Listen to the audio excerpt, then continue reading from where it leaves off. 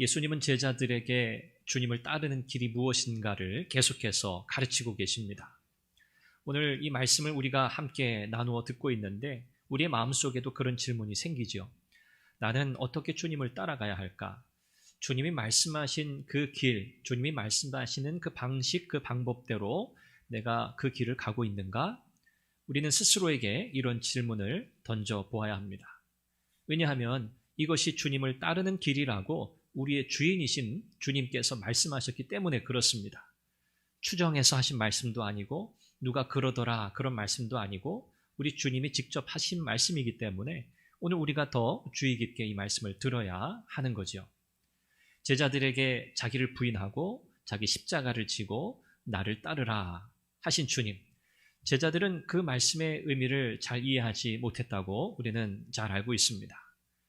우리는 이 말씀을 익히 알고 있지만 실제로 이 말씀대로 우리가 과연 살고 있느냐라고 할 때는 여전히 물음표를 던질 수밖에 없다는 것을 또한 우리는 고백합니다. 내가 과연 나를 부인하고 나의 십자가를 지고 주님을 온전히 따라가고 있나? 오늘 이 말씀을 대할 때 우리의 마음속에 이 질문에 대한 분명한 답이 확신 가운데 있기를 소망합니다. 하나님께서 오늘 우리에게 허락하시는 이 말씀 한 절 한 절이 이 믿음의 길을 가는 저와 여러분들의 삶에 큰 위로가 되기를 또한 바랍니다. 우리는 마음속에 고난 없이 또 주님이 말씀하신 그 죽음 없이 영광을 누리는 길이 없을까? 우리는 그런 생각합니다.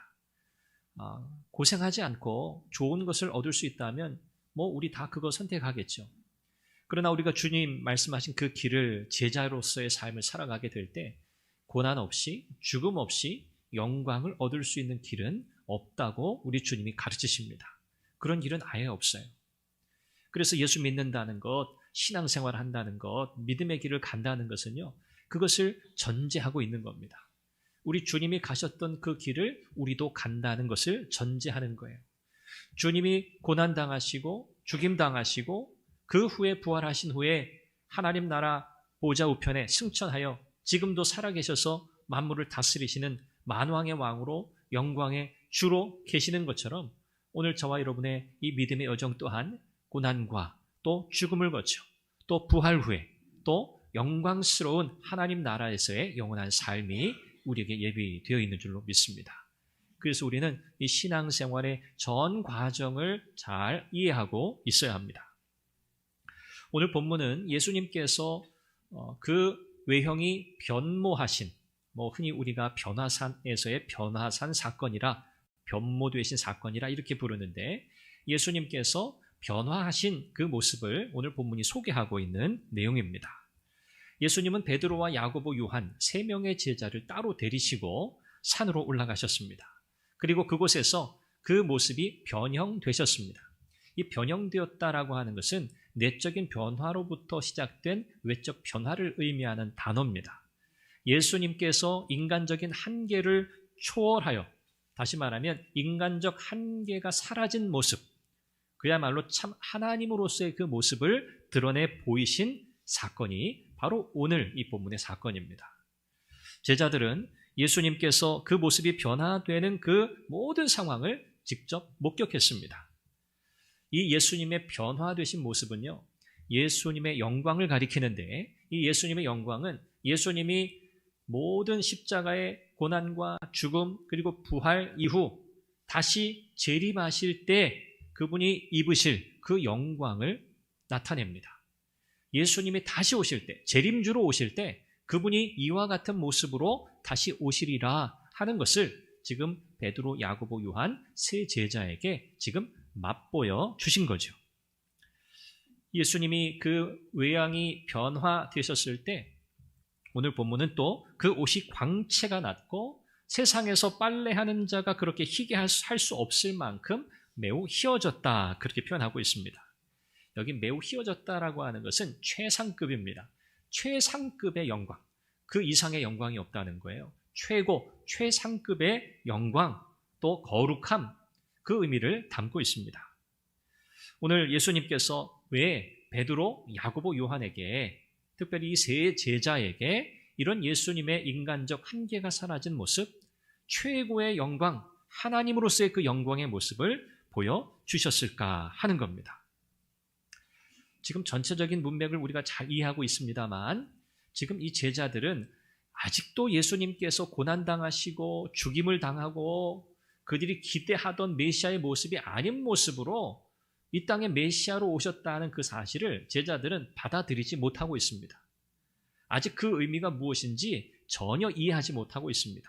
오늘 본문에서도 제자들이 그런 이야기 서로 막 나누잖아요. 죽는다는 게 뭔가? 죽음의 의미가 뭔가? 고난의 의미가 뭔가?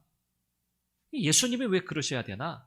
제자들은 여전히 이 질문에 대한 답을 얻지 못한 상황이었어요. 오늘 예수님께서 이런 제자들에게 하나님의 영광, 메시아의 영광을 보여주신 것은요, 지금 예수님을 따르는 길에 대해서 쭉 설명해 주셨어요. 그 길은 고난의 길이요, 죽음의 길이라는 것을 제자들에게 가르치셨어요. 그런데 제자들이 그거 받아들이지 못하는 거예요. 그래서 예수님은 제자들에게 무엇을 주시고자 했나? 확신을 주시고자 한 거예요. 확신. 나를 따르는 길의 마지막이 무엇인가를 보여주시는 거예요. 예수님은 비록 고난당하시고 죽임을 당하실 거지만 거기서 끝이 아니라는 거지요. 예수님은 부활하실 거고요. 그 부활 뒤에 승천하시고 또 다시 재림주로 영광 중에 오실 거라는 말이에요. 예수님은 끝나는 게 아니에요. 제자들은 이 예수님의 이 변화된 영광스러운 모습을 바라보면서 그들도 주님과 같은 길을 걸어가야 하지만 그러나 고난으로 끝나지 않는다. 죽음으로 끝나지 않는다. 죽음 뒤에 부활이 있고 부활 뒤에 영광이 있다고 하는 사실을 제자들이 알아야 했던 거죠. 예수님은 이처럼 제자들에게 예수님을 따르는 길에 대한 확신을 주고자 이 변화산에서 그 변모된 모습으로 그 영광을 드러내 보이셨습니다. 오늘 우리는 어떤가요? 우리에게도 확신이 필요합니다. 여러분 신앙생활 하시면서 확신 없이 하시는 분 혹시 계십니까? 그런 분도 계세요. 확신이 없는 분들도 계십니다. 그런데 목표는요, 확신을 가지는 거예요. 여러분들이 이 자리에 나와서 예배하고 또 신앙생활을 하시는 그 모든 일의 궁극적인 목표는요, 확신을 가지고 사는 거예요. 어떤 확신입니까? 이거 자기 확신 아니에요. 신념 그런 게 아니에요. 예수님을 따라가는 그 길, 이 길은 망하는 길이 아니구나. 이것은 이 땅에서 죽음으로 끝나는 길이 아니구나. 고난당하고 박해당하고 온갖 모진 고역을 다, 고초를 다 겪고 그렇게 비참하게 끝나는 그런 인생이 아니구나. 부활의 영광이 있구나. 영원한 하나님 나라에 대한 약속이 예비되어 있구나. 라고 하는 사실을 믿는 겁니다. 이 확신이에요. 이 확신을 가지고 우리가 살아야 우리 신앙생활 제대로 할 수 있어요. 여러분, 예수님의 제자들이 언제 이 확신을 얻게 되었습니까? 예수님의 제자들은요, 예수님이 십자가에 달리실 때도 이 확신이 없었어요. 예수님이 십자가에서 죽으셨을 때도 확신이 없었어요. 무덤에 장사되시고 제자들은 모여서 이제 우리 어떻게 살아야 되나? 우리 어떻게 해야 되지? 이러고 있었어요. 예수님 다시 살아나셨다는 부활의 소식을 듣고도 긴가민가 이게 도대체 어찌 된 일인가 했어요. 예수님이 부활하신 뒤에 제자들에게 나타나시죠. 부활하신 주님께서 그들을 다시 만나시죠. 그리고 그들에게 다시 확신을 주시죠. 나 유령이 아니라는 거예요. 허상이 아니라는 거예요. 내 몸을 만져보라는 거죠. 부활하신 주님의 몸이에요. 예수님이 부활하시고 나서야, 제자들을 다시 찾아와 만나 주시고 나서야 제자들은요, 예수님이 이런 분이셨구나. 예수님이 우리와 함께 계실 때 우리에게 가르치셨던 말씀들, 우리와 함께 우리를 데리고 다니시면서 그분이 보여주셨던 그 기적, 놀라운 표적들, 그 놀라운 경험들, 그게 이런 뜻이었구나. 그때 행하셨던 그 오병이어의 사건이, 그 칠병이어의 사건이 메시아로서의 예수님이 이런 분이라고 우리에게 가르치신 거였구나. 우리가 기대하는 그 메시아가 아니라 우리 주님은 고난받고 죽임당하고 그러나 부활하시고 영광 중에 다시 오실 주님으로 이 제자들에게 다시 인식되는 거예요. 언제요? 예수님 부활하시고 제자들을 다시 찾아와 만나 주신 후에, 오순절 마가의 다락방에서 성령의 임재를 경험한 후에 제자들은 비로소 확신을 가지게 됐어요. 굉장히 오래 걸렸죠. 오래 걸렸어요. 여러분, 우리도 마찬가지예요. 우리의 눈이 열리고요, 우리 주님을 제대로 보게 되고요, 우리 인생에 대해서 새로운 눈이 열리게 되려면 우리는 반드시 이 믿음이 있어야 돼요. 십자가에 죽으신 예수 그리스도, 죽으시고 부활하신 예수 그리스도, 승천하시고 영광 중에 다시 오실 예수 그리스도, 오늘 그분이 우리의 인생의 주님이시다. 그분이 우리와 함께 하신다. 우리는 이 사실을 비로소 확신해야 그 뒤에 주님을 따라갈 수 있는 거예요. 이 확신을 가지지 못한 채 주님을 따른 사람은 한 사람도 없어요. 제자들의 모습이 전형적인 예예요. 제자들은 갈팡질팡했어요. 긴가민가했어요. 아니야, 우리가 바라는 예수님 메시아, 그분은 고난당하고 죽임당하는 메시아가 아니지. 세상의 권세를 붙들고 영광 중에 세상에 떵떵거리면서 세상 권세를 호령할 메시아지. 아니요, 그런 메시아가 아니었어요.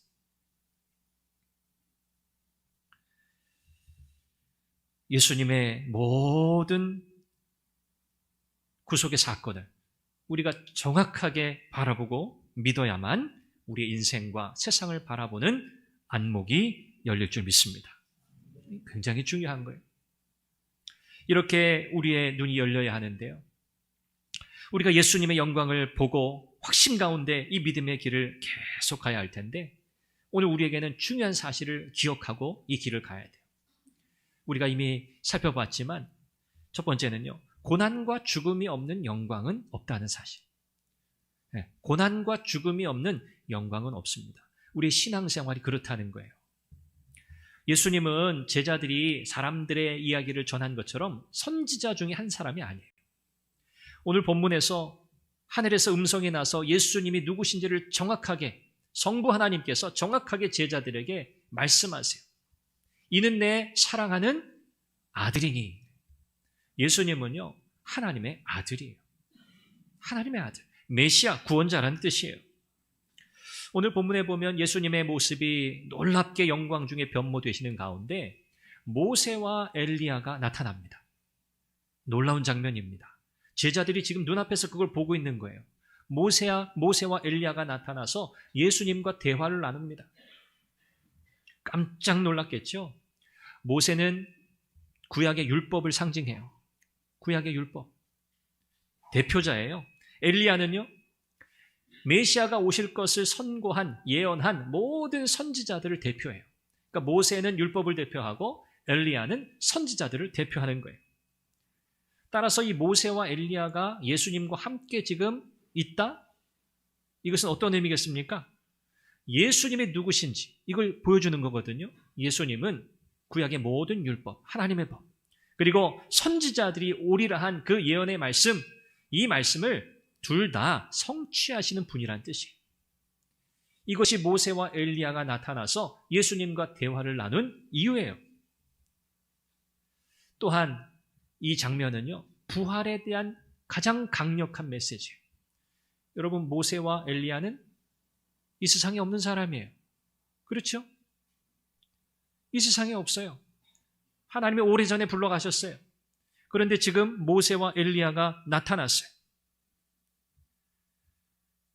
당시 많은 사람들이 예수님을 선지자 중에 하나가 환생했다, 그렇게 생각했어요. 그 생각 틀린 거죠.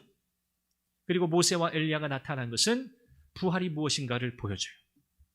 모든 믿는 자에 대한 부활을 약속하고 있다는 거예요. 골로새 3장 4절에 보면 사도 바울이 이 비전을 우리에게 이렇게 이야기해요. 우리의 생명이신 그리스도께서 나타나실 그때, 재림의 때입니다. 너희도 그와 함께 영광 중에 나타나리라. 우리의 부활을 말하는 거예요.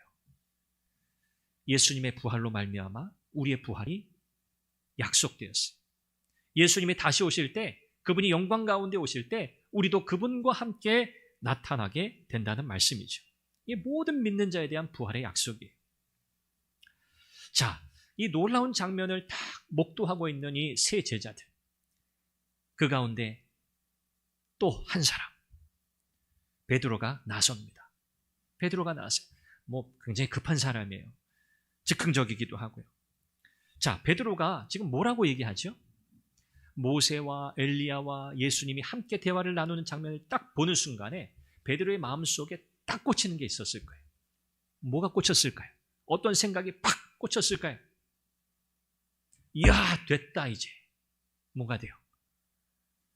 예수님을 우리가 메시아로 믿고 있잖아요. 지금 제자들은 예수님을 메시아로 믿고 있어요. 근데 이 메시아, 이 시기 메시아인데 자기들이 원하는 메시아가 아니어서 지금 문제거든요. 베드로의 마음속에는 야, 모세와 엘리야까지 지금 힘을 합한다? 힘을 모은다? 이건 가장 막강한 거예요. 가장 강력한 힘이에요. 야, 이제 됐구나. 이제 새 나라가 시작되겠구나. 이제 우리가 기다리던 하나님의 나라가, 이 하나님의 나라라고 하는 것은 세상 나라예요. 그들이 말하는, 베드로가 기대한 민족 이스라엘의 부흥이에요. 옛 영광을 다시 되찾는 거예요. 다윗 때, 솔로몬 때의 영광을 다시 회복한다는 거예요. 베드로는 그 생각을 딱 한 겁니다. 그래서 뭐라고 이야기하죠? 제가 모세를 위해, 엘리야를 위해, 주님을 위해 뭐 하겠다고요? 초막 셋을 짓겠습니다. 각각 장막을 짓겠다는 거예요. 어떤 의미일까요? 장막을 왜 짓겠어요? 어디 가지 말라는 거예요. 어디 가지 마. 내가 집 지어드릴 테니까 여기 계세요. 여기 계세요. 이게 베드로의 생각입니다. 자, 이런 베드로의 마음속에요, 예수님이 말씀하신 고난당하고 죽임당하는 그 메시아, 이 생각이 베드로의 마음속에 있었겠습니까? 없어요. 없어요. 지금 베드로는 매우 흥분 상태예요. 야, 모세와 엘리야까지 이 일에 힘을 모은다니, 야, 역시 우리 주님은 위대한 분이시오. 내가 저분들 꼭 붙들어 놔야겠다. 굉장히 단순한 생각이기도 하지만 위험한 생각이에요. 예수님은 영광 받으시기 전에 반드시 고난 당하셔야 되거든요. 반드시 죽임을 당하셔야 하거든요. 베드로는 이것을 정면으로 지금 부정하고 있는 거예요. 베드로는 지금 자신이 보고 있는 이 영광이 멈추지 않기를 바랬어요. 예수님에게서 드러나고 있는 그 광채에 휩싸여서 모세와 엘리야가 함께 있는 그 장면을 지금 마치 멈춰 하듯이 딱 가둬두고 싶었던 거예요. 고난 없이 고통 없이 영광을 붙잡으려는 베드로. 다른 제자들도 마찬가지예요. 우리는 고난, 그런 거 싫어. 고통, 그런 거 싫어. 우리는 바로 영광으로 가겠어. 이겁니다. 베드로는 여전히 고난받는 메시아로서의 예수님에 대한 정체성을 놓치고 있었던 거죠. 베드로가 기대한 영광은 어떤 영광이었을까요? 고난을 통한 영광이 아닙니다.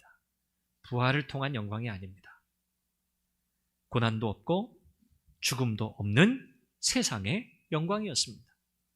이게 베드로가 바라고 제자들이 기대한 영광이었어요. 예수님이 보여주신 영광과는 차원이 다르죠. 그야말로 하늘과 땅 차이입니다. 하늘의 영광과 이 땅의 영광의 차이예요. 제자들은 이 경험을 하면서 몹시 두려워했어요. 얼떨떨하겠죠. 자기들도 지금 이 보고 있는 상황에 대해서, 베드로도 지금 막 나서가지고 막 흥분해서 지금 뭐 자기가 무슨 말을 하는지도 모르면서 초막셋을 짓겠다고 막 이야기했는데, 역시 베드로 너무 성급했어요. 예수님 말씀하신 그 영광은 어떤 영광이에요? 반드시 고난을 통과해야 돼요. 반드시 죽음을 지나야 돼요. 오늘 저와 여러분의 믿음의 길도 동일합니다. 동일해요. 두 번째는요, 우리가 주님을 온전히 따라가는, 이 주님의 영광을 바라보는 길을 간다는 것은요, 내 생각을 철저하게 내려놓고 예수님의 말씀만 듣는다는 거예요. 내 생각을 내려놓는 거예요. 지금 제자들은요, 다 자기 생각하고 있어요. 그거 아직 못 내려놨어요. 그래서 오늘 본문에 보니까 이렇게 지금 막 거치 황홀경에 가까운 이런 신비로운 체험을 하고 있는 제자들 가운데 구름이 덮입니다. 쉐키나 구름, 영광의 구름, 하나님의 임재의 구름이죠. 그리고 그 가운데 음성이 들려요. 하나님의 음성이에요. 성부 하나님의 음성이에요. 이 음성은 어떤 의미냐면 예수님과 지금 모세와 엘리야, 이 세 사람을 구분합니다. 예수님과 모세와 엘리야, 그러니까 2대1. 예수님은 모세, 엘리야 같은 분이 아니라는 거예요. 하나님의 음성은 이 사실을 명확하게 지금 전달하고 있어요. 이 예수님은 이스라엘 백성들이 오랫동안 기다려온 메시아, 그분이 맞아요. 자, 그런데 하나님은 이 메시아이신 예수님의 정체를 분명하게 말씀하세요. 7절에 뭐라고요? 이는 내 사랑하는 아들이니. 그 다음에 너희는 그의 말을 들으라. 이는 내 사랑하는 아들이니 너희는 그의 말을 들으라. 예수님 말씀하셨어요, 이미. 제자들은 예수님이 어떤 메시아인지 아직도 몰라요. 예수님이 하신 말씀을 제대로 안 듣는 거예요. 자기들이 가고 싶은 대로 가려고 그러는 거예요. 예수님도 끌어다가 예수님, 우리가 생각하는 대로, 우리가 계획한 대로 하나님 이 길을 가셔야죠. 이 길을 가는 게 맞잖아요, 주님. 지금 이런 식으로 주님까지 끌어가려는 거예요. 그래서 하나님은 너희는 그의 말을 들으라 말씀하세요. 이 음성은 지금 베드로, 야고보, 요한 또 다른 제자들에게도 마찬가지지만 앞으로 벌어질 모든 일에 대해서 자신의 생각이나 자신의 바람에 귀 기울이지 말라는 말이에요. 나의 기대, 나의 바람에 귀 기울이지 말고 주님이 하신 말씀 그거 기억하고 주님이 하신 말씀 제대로 듣고 주님이 하신 말씀대로 살아가라는 거예요. 이것이 너희는 그의 말을 들으라 하신 말씀의 의미예요. 여기 들으라고 하는 이 단어는요, 그냥 듣는 게 아니에요. 청력 테스트하는 게 아니에요. 순종하는 데까지 나아가는 들음이에요. 순종이 열매로 맺히는 들음이에요. 아쿠에테라고 하는 명령으로 주어졌어요. 들으라. 순종을 위해 들어야 한다는 거예요. 예수님이 무슨 말씀을 하시든 그 말씀 들으라는 거예요. 우리는 누구의 말에 귀를 기울여야 하겠습니까?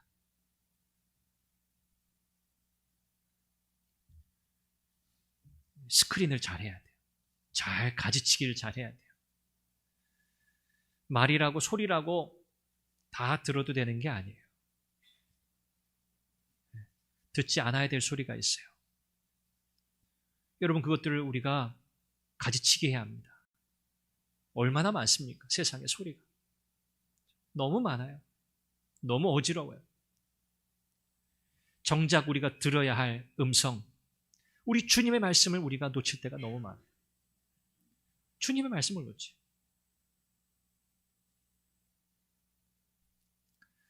한 연예인이 그런 간증을 한 걸 제가 봤어요. 제가 기도하면서 하나님의 뜻을 계속 구했대요. 하나님의 뜻을. 그런데 어느 날 이렇게 마음이 기도하는데 공허하더래요. 하나님의 뜻을 구하는데. 순간 깨달음이 왔다는 거예요. 자기가 성경을 읽고 있지 않더래요. 하나님의 말씀. 그게 뭐예요? 하나님의 뜻이잖아요. 하나님께서 성경을 통해서 그분의 뜻이 무엇인지 분명하게 우리에게 드러내 주셨는데 자기는 지금 하나님의 뜻이 무엇인지를 구하고 찾더라는 거예요. 그 날부터 말씀을 읽기 시작했대요. 제대로. 그리고 나니 그의 기도가 달라지는 거예요. 하나님의 뜻을 구하는 게 아니에요. 하나님의 뜻이 드러나 있어요. 이미 우리에게 밝혀져 있어요. 하나님이 말씀에 순종하게 해주세요. 하나님의 뜻대로 살 수 있게 해주세요. 기도가 바뀌는 거예요.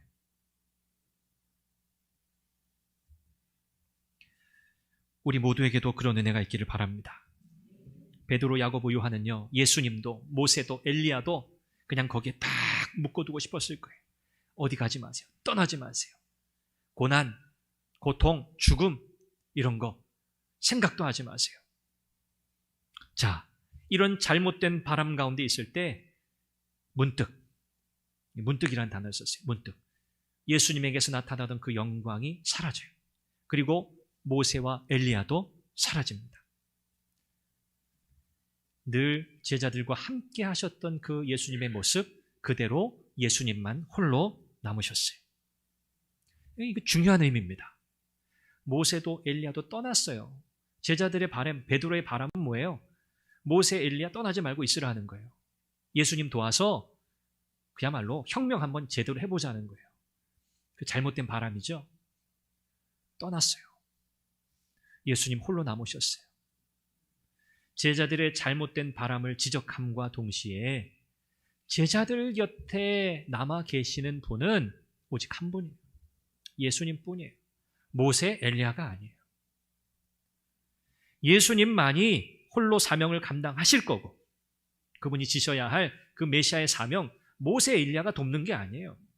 예수님이 홀로 그 사명을 감당하실 거고 그리고 제자들과 함께 하시는 유일한 분도 오직 예수님이시라는 사실을 말씀하고 있는 거예요. 주님만 바라봐, 그거죠. 주님만 바라봐. 모세, 엘리야에게 조금 기대려고 했던 이 베드로의 이 바람이 다 물거품이에요. 소용없는 거예요. 예수님 바라봐야지. 예수님은 베드로, 야고보, 요한에게 예수님이 죽은 자 가운데서 살아나실 때까지, 부활하실 때까지예요. 그들이 본 것을 아무에게도 이르지 말라 하셨어요. 여러분 좀 이상하지 않으세요? 왜 예수님이 구체적인 시간을 정하셨을까요? 언제까지? 예수님이 다시 살아나실 때까지. 죽은 뒤에 살아나실 때까지. 너희가 본 거, 지금 여기서 본 거 아무한테도 말하지 마. 첫째는 제자들이 말해도 못 알아들어요.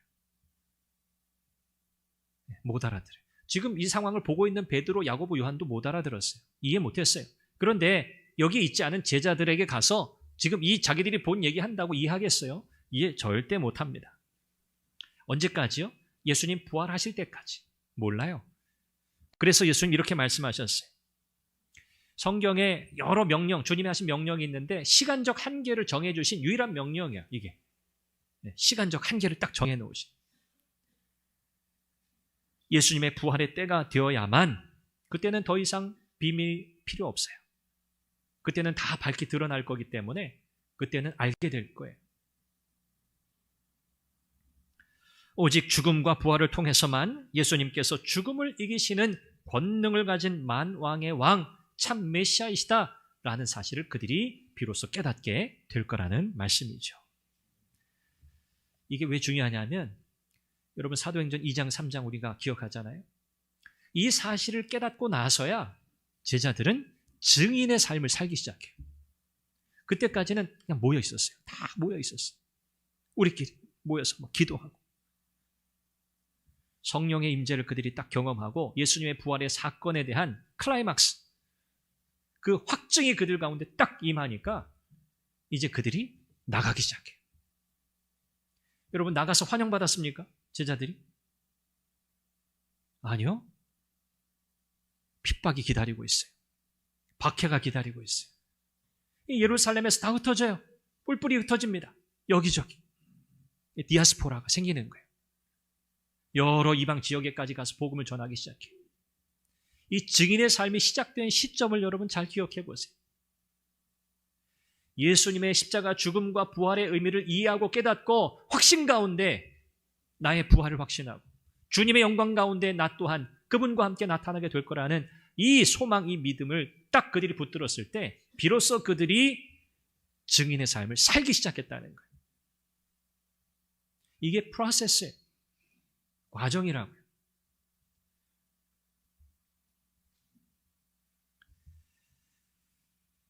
예수님이 메시아라는 사실을 알았지만 예수님의 죽음과 부활의 의미를 깨닫지 못했던 제자들. 예수님은 이미 잘 알고 계셨어요.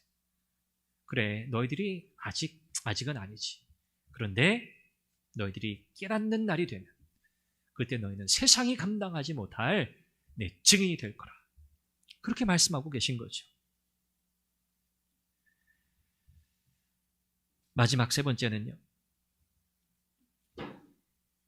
우리 주님의 영광을 바라보고 이 믿음의 길을 확신 가운데 우리가 걸어갈 때 시간과 경험의 한계를 넘어서야 돼요. 시간과 경험의 한계. 우리는 이 땅에 살죠. 그렇죠? 우리 육신은 이 땅에 매여 있습니다. 이 땅을 초월해 살 수 없어요. 오늘 산 위에서 엘리야가 나타난 것에 대해서 제자들이 고민이 많았어요.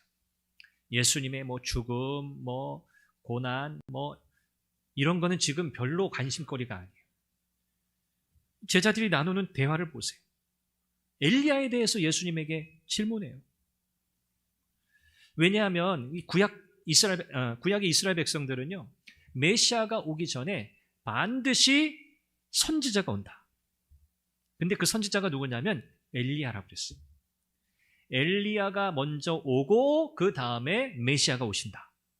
이렇게 그들은 말라기 말씀을 근거로 그렇게 믿고 있었어요. 그래서 예수님한테 물은 거예요. 그들의 생각에는 이런 거죠. 엘리야가 먼저 와서 모든 것을 다 회복시켜요. 먼저 엘리야가 선 작업을 해요. 그러면 예수님께서 마치 개선 장군처럼 모든 상황이 정리되었으니까 그야말로 영광 중에 빵파레를 울리면서 들어오시는 거예요. 제자들은 이걸 기대했단 말이죠. 그들의 메시아관이 그랬다는 거예요. 엘리야가 나타나면 예수님 그러면 고난도 안 당해도 되고 죽임도 안 당해도 되고 예수님은 영광만 받으시면 되지 않습니까? 이런 생각인 거죠. 이게 뭡니까? 그들의 메시아관, 그들의 비전, 그들의 꿈이 그들의 시간과 그들의 경험이라고 하는 한계 안에 갇혀 있었다는 말이에요. 그들은 이 너머를 보지 못했어요. 이 땅의 현실을 넘어서지 못했어요. 우리 주님이 가셔야 할 그 길은요, 이 땅의 시간의 경험의 한계를 넘어서는 일이에요. 제자들도 그걸 봐야 돼요. 제자들은 현재의 고통에서 벗어나는 것이 진정한 안식이라고 생각했어요. 로마의 압제로부터 벗어나는 것, 이 땅의 고난으로부터 고통으로부터 벗어나는 일, 이것이 진정한 안식이라. 아니요, 주님은 그런 안식을 주려고 이 땅에 오신 게 아니에요. 주님이 제자들에게 주시려는 안식은 이게 진짜 안식인데, 이 안식은 어떤 안식입니까?